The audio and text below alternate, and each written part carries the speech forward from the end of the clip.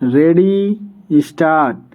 ऑस्ट्रेलियाई शहर सिडनी के समुद्र तट पर आतंकियों ने जिस तरह यहूदी समुदाय के लोगों को निशाना बनाया और 10 से अधिक लोगों की जान ले ली, उसने जिहादी आतंक के खतरे को खौफनाक रूप में फिर से सामने खड़ा कर दिया। चूंकि हमलावरों की पहचान हो गई है, इसलिए न तो इसमें संदेह रह जाता है कि वे कट्टरपंथी इस्लामिक विचारधारा से ग्रस्त थे और न ही इसमें कि उनका मकसद यहूदियों को ही निशाना बनाना था,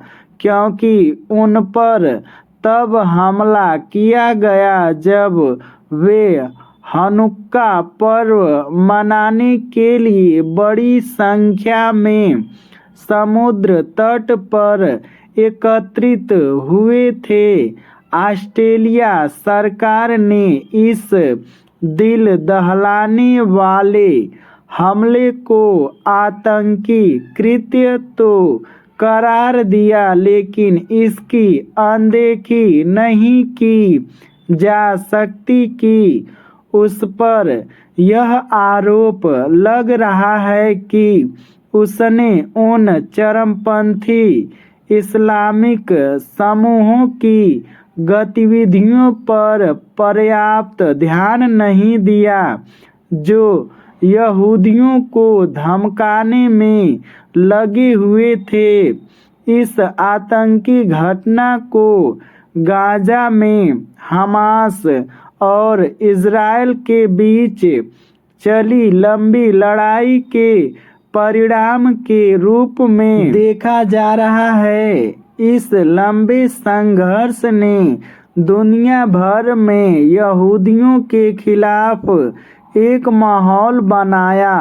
यह माहौल चरमपंथी इस्लामिक समूहों की ओर से ही बनाया गया और इसके चलते अमेरिका में भी यहूदियों पर हमले हुए। इसके अतिरिक्त पश्चिम के अन्य देशों में भी यहूदियों को निशाना बनाने की छिटपुट घटनाएं हुई, लेकिन यह कहना समस्या का सरलीकरण करना होगा कि गाजा में इजराइल और हमास के बीच के संघर्ष ने ही कट्टरपंथी इस्लामिक समूहों को उग्र होने का अवसर दिया है। यह ध्यान रहे कि पश्चिम के साथ साथ विश्व के अन्य अनेक देशों में एक लंबे समय तक अतिवादी इस्लामिक विचारधारा वाले समूह आतंकी हमले करते रहे हैं। उनमें बड़ी संख्या में लोग मारे भी गए हैं।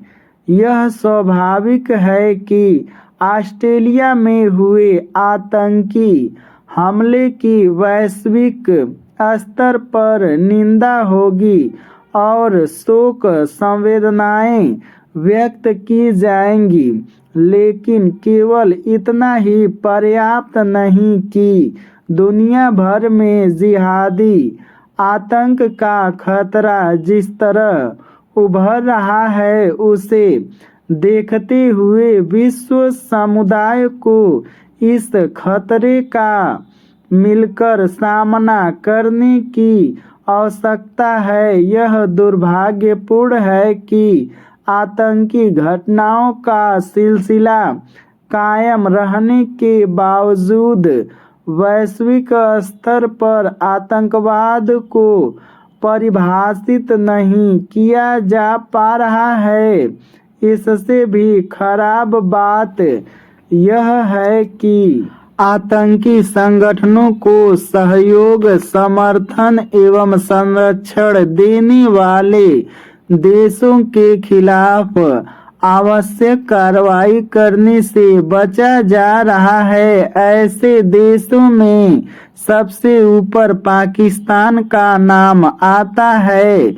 विश्व समुदाय को यह समझना होगा कि आतंकवाद का सामना केवल आतंकी गतिविधियों की भर्त्सना करके नहीं किया जा सकता।